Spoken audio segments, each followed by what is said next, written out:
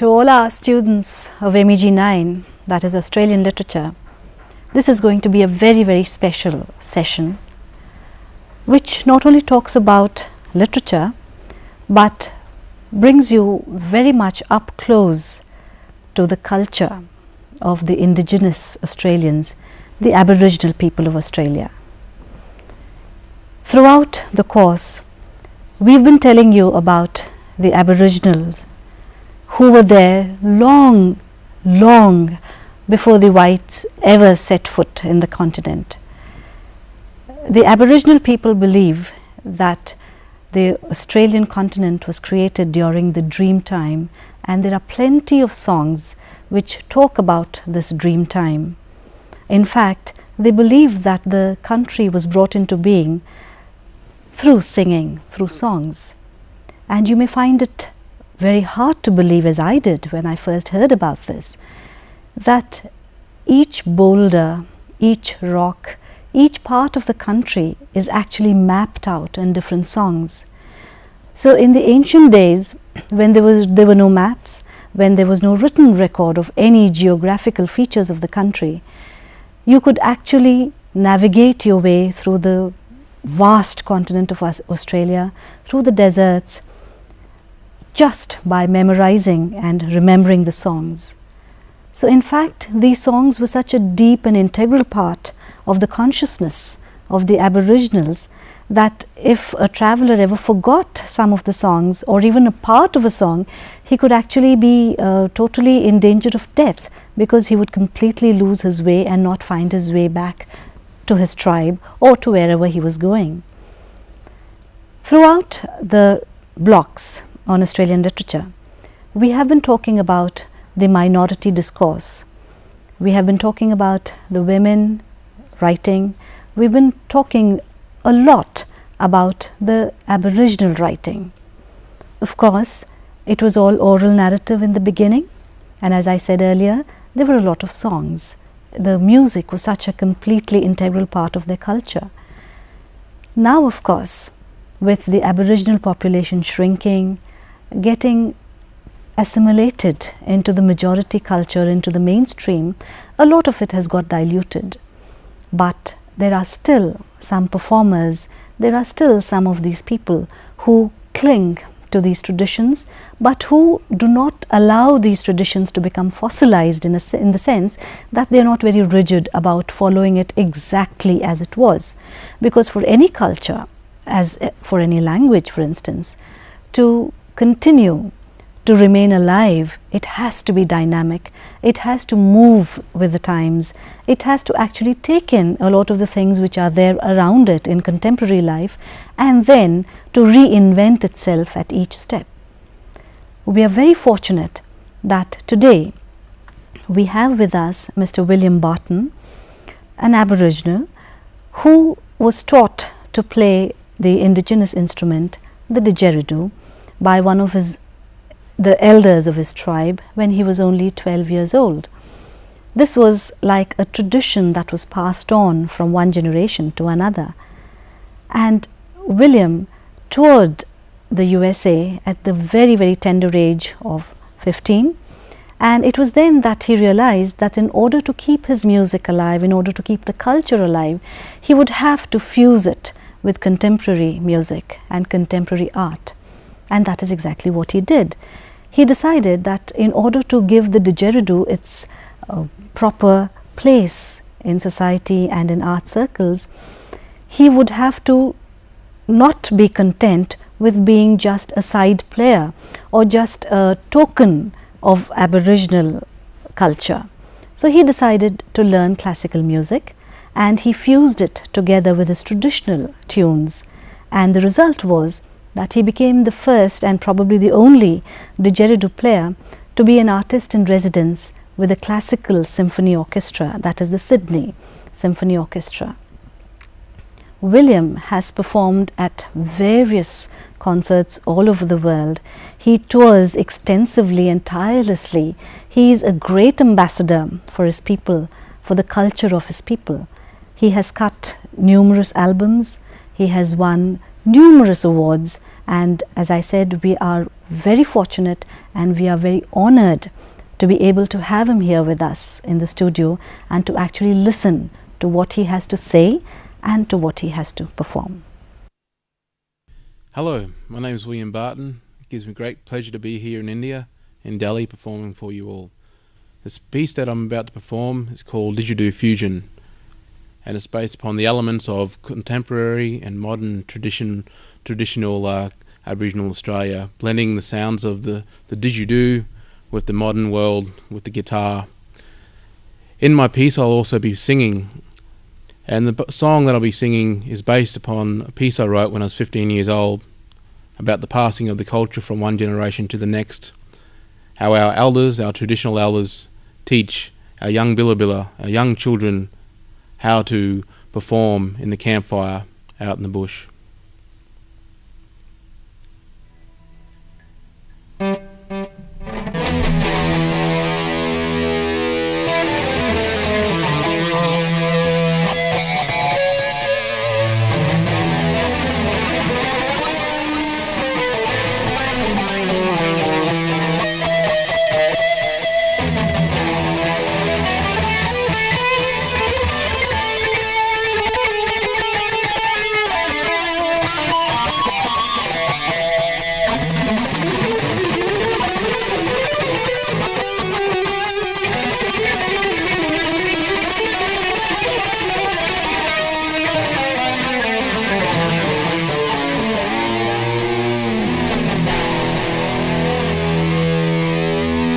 Calcutta Euro,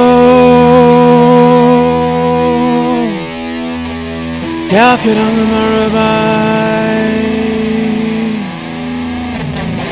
got the Motala Billa Billa, Motalali Wamai, Calcutta Euro, oh Calcutta Marabai. Got the Montana Billa Billa, Montanari Wamai. Billa Billa in Thumb, Billa Billa Milfi, Billa Billa Wama, Wishing Wadding Up. Got the Montana Billa Billa, Montanari Wamai. Billa Billa in Thumb, Billa Billa Milfi. Billa Billa Wama Wujan Wadingai Marabai Marabai Marabai Ni Wama Marabai Marabai Marabai Ni Wadinga Got the Montana Billa Billa Montana Li Wamai.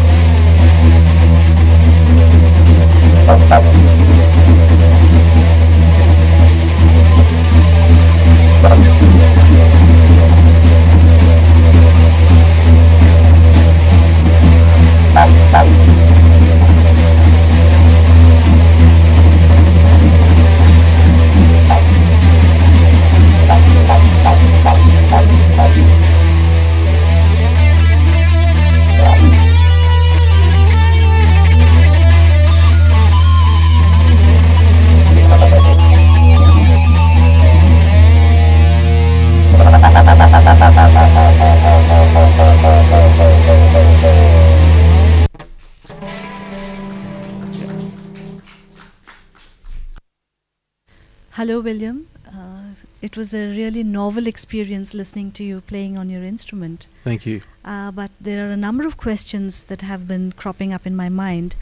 And the foremost one is, what exactly is the role that this instrument plays in your culture? Is it used mainly for ceremonial occasions? Is it a kind of a folk instrument? Could you just tell us something more about this instrument? Certainly. Well, most certainly the didgeridoo in this modern day and age has travelled around the world, and it's been performed in various styles of music, from heavy metal, rock and roll, to classical Western music, and of course world music.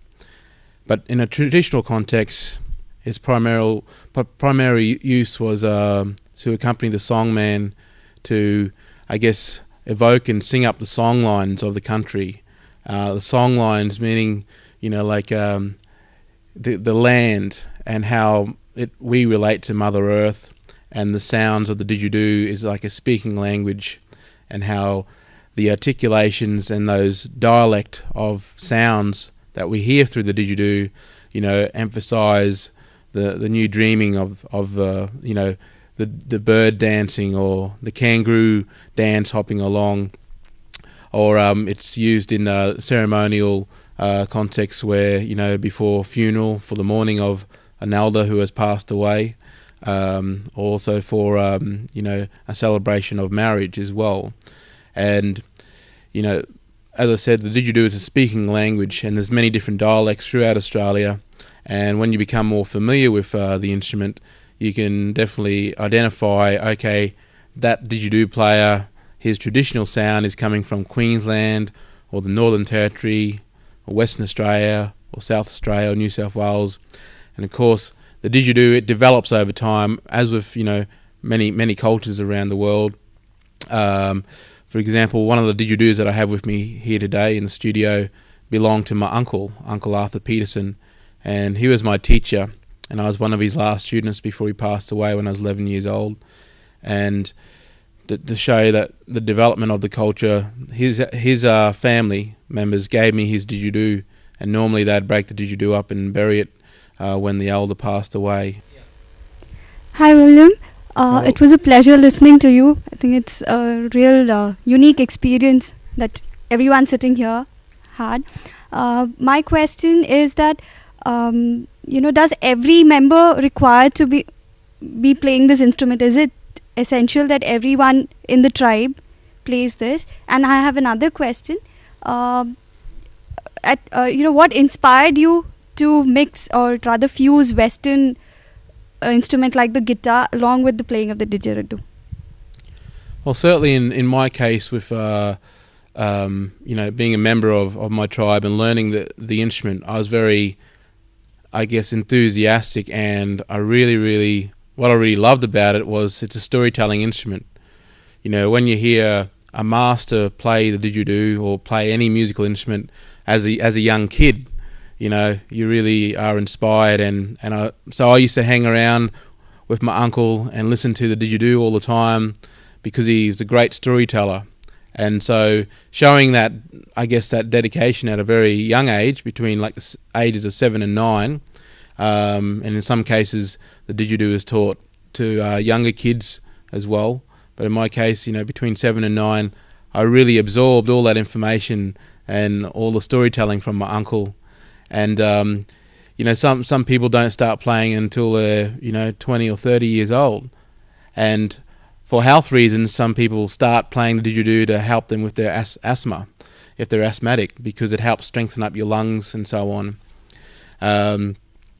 And certainly there are chosen ones in the tribe, and I was fortunate to be one of the chosen ones in my tribe. And my traditional name is Bayorinji, which means son of tribe, or tribal son. And that was given to me by my granddad, and because I guess I was wanting to continue on with the culture and to develop a better understanding for Australian Aboriginal cultures, particularly in my area of the Kalkadunga Nation. And to answer your second question about my inspiration of mixing contemporary music with the didgeridoo, basically I grew up in a household with modern day music, from country and western music to classical Western like Mozart and Beethoven and Bach and everything, and rhythmically, and I guess spiritually with the European classical music, like my elders and like our elders, we write about, or they write about the song lines of their country, and so I could identify that with European classical music composers. You know, they wrote about the rivers and the landscape as well, but in a Western world, you know, with the notation. So I'd be sitting at the front in my mum and dad's car in Mount Isa, and I'd be listening to my heavy metal tape, like AC/DC, rock and roll. But then I'd be changing the tape over to the B-side, and I'd scroll through the radio, and I'd be listening, oh wow, there's some classical music, big orchestra sound. And I'm just thinking, wow, this is in my early teenage years. And I'd be thinking, wow, it'd be so great to actually play with that and blend the didgeridoo rhythmically with a big orchestra. And I was very fortunate that through putting it out there in the universe, only about 2 or 3 years later, I got the opportunity to perform with a full symphony orchestra, with the Queensland Symphony Orchestra. And so that's been my passion, to develop new repertoire for classical music and the didgeridoo, and not have it as a token instrument, you know, not having it as a token instrument just so we can say, hey, we're putting a ethnic instrument with the prestige of a classical professional orchestra. It's not about that. It's about, you know, expanding the horizons and pushing the music to the edge and developing new relationships through that process. Thank you, William, for that wonderful piece. Thank you. I would like to ask you something, like you told that you inherited the other piece from your uncle. So is it a patriarchal thing? You know, do women get to play it? If not, why? I mean, why don't they play? Yep, that's a very good question, and it's asked of me throughout the world where I travel with the didgeridoo. You know, it's a men's instrument or women's instrument. Basically, there's different protocols in different tribes traditionally, and there's different Dreamtime stories that associate with the use of the instrument. In fact, there is a Dreamtime story where the women actually found the didgeridoo first, and then the men stole it off the women. And then there's another story where like there was a hunter out in the bush, a man, and he heard a buzzing in the distance. And he went over to investigate, and there was this branch lying down on the ground, and there's bees inside and beeswax on the outside. So he picks it up and he blows all the beeswax out, and then that was the first creation of the didgeridoo. My mother was given permission by my uncle, who is a traditional lawman, to play the didgeridoo. But my mother, she plays in a contemporary style, and so it doesn't sort of relate to any traditional protocol. And so if you look at it like that, and also another good example of, you know, crossing over and using it as an instrument out in Australia from the early days, like the early, I guess, 1900s and so on, you know, there's guitars out in the middle of the bush because, you know, a lot of great Aboriginal musicians used to play guitar as well. And so if they can play the guitar, you know, someone else can play the didgeridoo in my eyes. And then if you ask an elder that same question of, oh, can a woman play the didgeridoo as opposed to a man, you know, not some, but in most cases they'll say that's okay, like the didgeridoo teachers, the didgeridoo masters. And so often it's a very political question, and but there's always ways around it that I see. Yeah. I have a question that since it's a very unique instrument from the other wind instruments, you have the knowledge of playing the didgeridoo, but is it possible that having this knowledge you can play another wind instrument casually, just like that? Yeah. I mean, I can use my same breathing technique and tongue articulations and vocalizations on mucking around on a flute or a brass instrument like a trombone or tuba, because I've got the embouchure, you know, and so yeah, it's very good technique, and especially with the circular breathing, because that's, you know, for especially for a classical Western musician who plays flute or a brass instrument, to be able to learn circular breathing is like, you know, taking their skill to an advanced level. You know, obviously they might be able to play, well, they can play anything under the sun you put in front of them, you know, but to be able to do that with circular breathing gives you another edge. And so, you know, over the years I muck around on other wind instruments just for fun, and I can, you know, do staccato notes and everything on flutes and so on. But I'm further to develop, you know, my skill on another instrument properly, like a wind instrument. Yeah. It's truly amazing when we come to think of it, that we tend to think of the Aboriginal people of Australia as being just one big homogeneous group of people. But that's not true at all, because there are so many of them with their different dialects, with different customs, their different songs and stories, that it would be completely wrong for us to group them all together into just one category.